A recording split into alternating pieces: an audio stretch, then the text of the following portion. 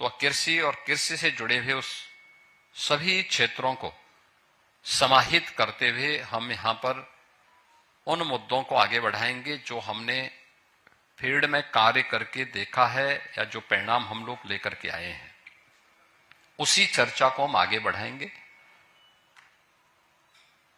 अगर आप उत्तर प्रदेश की बात करते हैं तो यह भारत की सबसे बड़ी आबादी का राज्य है।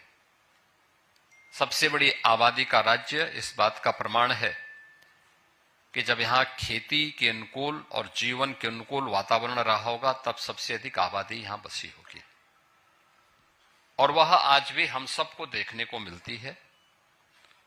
उत्तर प्रदेश जैसे राज्य में दुनिया की सबसे उर्वरा भूमि, दुनिया की सबसे अच्छा जल संसाधन, अगर आज भी आप देखते होंगे दुनिया के अंदर अगर सिंचित भूमि का प्रतिशत सबसे अधिक कहीं पे है तो वह भारत के अंदर, और भारत में कहीं है तो वह उत्तर प्रदेश के अंदर ही आपको मिलेगी। और जो प्रारंभिक शर्तें हैं उन सब शर्तों को पूरा करते हुए थोड़ा भी हम ध्यान दे दें तो कैसे परिणाम आते हैं।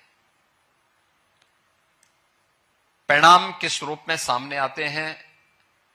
भारत की कृषि योग्य, भारत की कुल आबादी का 16 से 17% उत्तर प्रदेश में निवास होती, जनसंख्या उत्तर प्रदेश में निवास करती है।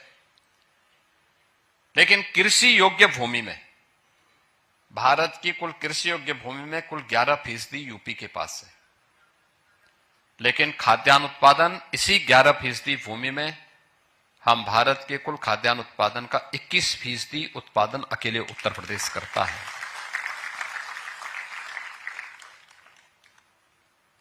थोड़ा प्रयास कर दिया जाता है, परिणाम कैसे आते हैं?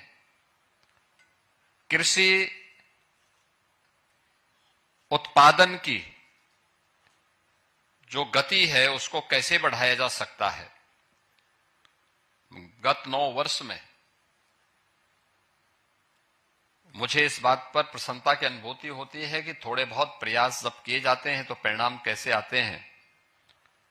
हमने कृषि विकास की दर को उत्तर प्रदेश के अंदर 8% से बढ़ा करके 18% तक पहुंचाने में सफलता प्राप्त की है।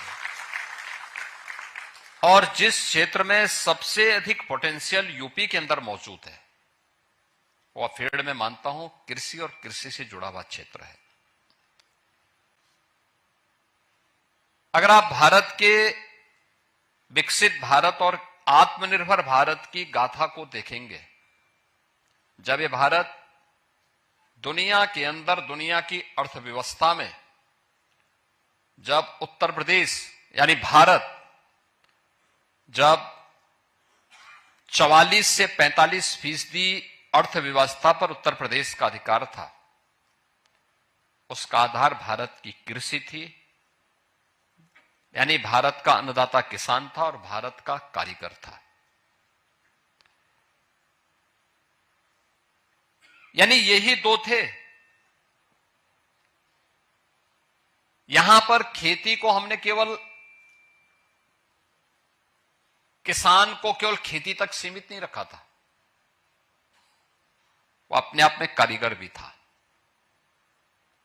ये दोनों काम मिलकर के होते थे। हमारा किसान उत्पादक था और वही किसान जब कारीगर के रूप में काम करता था तो उद्यमी के रूप में भी अपने आप को स्थापित करता था। यानी कारीगर उत्पादक से उद्यमी बनने की गाथा है भारत की कृषि की, और वैदिक काल से उत्तर प्रदेश उसकी भूमि रही है। आक्रांताओं ने भारत की खेती पर ही हमला नहीं किया, यहां की उद्यमिता पर भी हमला किया। जो किसान पहले उत्पादक था और फिर उसको कारीगर के माध्यम से उद्यमी बनने की गाथा को आगे बढ़ाता था, उसको केवल कच्चा माल पैदा करने का अधिकार दिया गया। यहां का कच्चा माल बाहर जाता था, वैल्यू एडिशन का लाभ उन लोगों को मिलता था। हमारा किसान जो उत्पादक था वह उत्पादक किसान कर्जदाता हो गया। हमारा कारीगर जो उद्यमी था वह बेरोजगार हो गया। और परिणाम हम सबके सामने किस रूप में? इस देश ने आजादी के बाद की बात छोड़ दो, उससे पहले अगर आप देखते होंगे, आपने और इसमें यहां पर उपस्थित जितने भी कृषि वैज्ञानिक हैं, जितने भी शोधार्थी हैं, उन लोगों ने भारत के राष्ट्रगीत वंदे मातरम की गाथा को सुना होगा। यह भारत के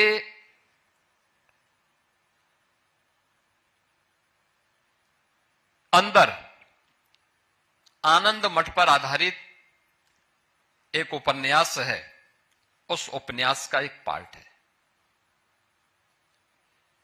यह बंगाल के त्रासदी पर आधारित गीत है। बंगाल के अंदर जब अकाल पड़ती है, क्या स्थितियां हुई थी, लोग भूखों मर रहे थे। वहां का एक जमींदार महेंद्र नाथ के परिवार पर भी किस प्रकार की बीती थी। और फिर सन्यासी विद्रोह हुआ था। उस समय के ब्रिटिश और औपनिवेशिक काल में किस प्रकार का शोषण होता था, उसकी पूरी गाथा उस आनंद मठ के अंदर समाहित की गई है। यह भारत के उस उत्पादक किसान को जब कर्जदाता बना दिया जाता है, तो कर्जदाता बनने की गाथा अकाल के रूप में और त्रासदी के रूप में हम सब के सामने देखने को मिलती है। और यही हम सब ने देखा है, यही गाथा है हमारे सामने। और मुझे लगता है कि इन सब बिंदुओं पर चर्चा करने की आवश्यकता है, देखने की आवश्यकता है।